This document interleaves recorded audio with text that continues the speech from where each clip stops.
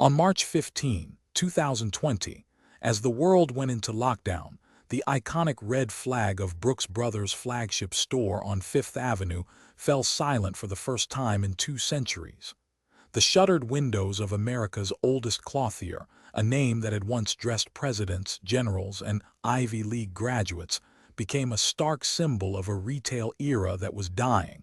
Founded on February 7, 1818, by a young apprentice named Henry Brooks, the shop opened its doors on the bustling corner of North Bridge and Nassau Streets in Manhattan.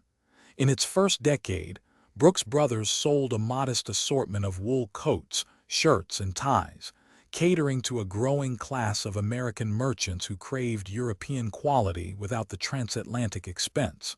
The brand's early success rested on a simple promise: impeccable tailoring at a price that the burgeoning middle class could afford. By the 1850s, Brooks Brothers had pioneered the ready-to-wear suit, a revolutionary departure from the custom-made garments that dominated the market. The introduction of the sack suit, a loosely cut jacket without a waist seam, gave American men a more relaxed silhouette that matched the nation's expanding frontier spirit. The company's catalog, first printed in 1845, reached towns from Boston to San Francisco, spreading a distinctly American style that blended practicality with a touch of European elegance. The Civil War brought both tragedy and opportunity. While many Northern merchants saw their fortunes vanish, Brooks Brothers secured contracts to supply uniforms for Union officers, cementing the brand's reputation for durability and patriotism.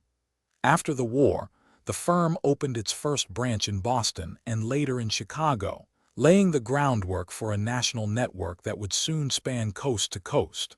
The turn of the 20th century ushered in a golden age. In 1903, the company introduced the Golden Fleece button, its first signature hardware, while the 1920 saw the debut of the iconic Madison button-down shirt, a style that would become a staple of the pre-PPY look.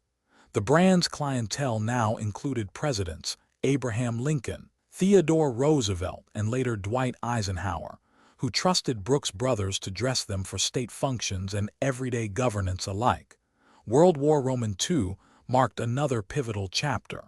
Brooks Brothers supplied uniforms for the U.S. Army and Navy, and its factories switched from civilian suiting to produce wool blankets, flight jackets, and combat coats. The war effort deepened the company's association with American resilience, a narrative that would be woven into its advertising for decades. Post-war prosperity brought a cultural shift. The 1950s saw the rise of the Ivy League look, button-down shirts, khaki trousers, and the timeless navy blazer, all of which found a home in Brooks Brothers stores.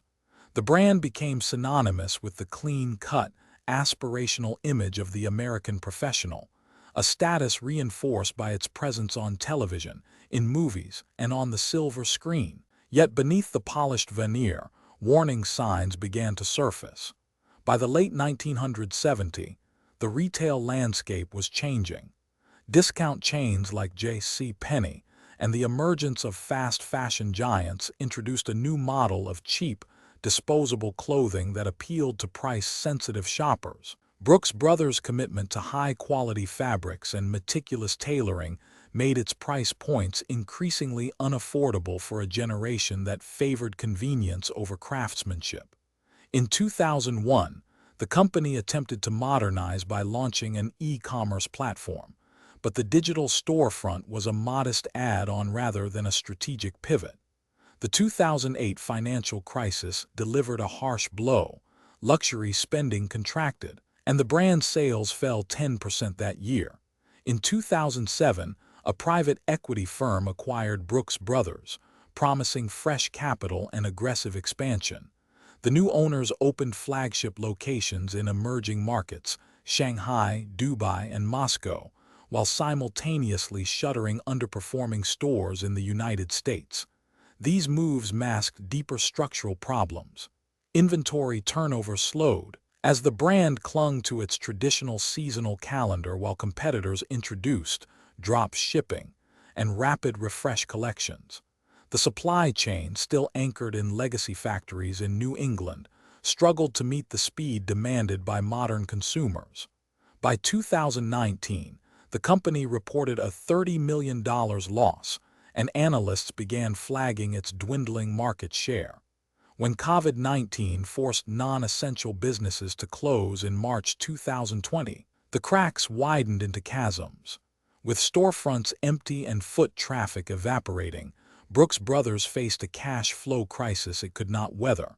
On March 12, 2020, the firm filed for Chapter 11 bankruptcy, listing $200 million in debt and announcing the immediate closure of over 100 U.S. stores. The filing marked the first time in 202 years that the historic label had ever gone under. The aftermath unfolded with the speed of a headline.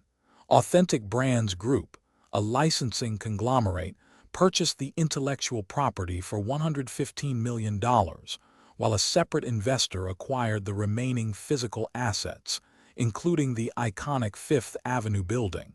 The brand's future shifted from ownership to licensing. The name would live on through third-party manufacturers producing shirts, suits, and accessories under the Brooks Brothers label. But the company that had once overseen every stitch was gone.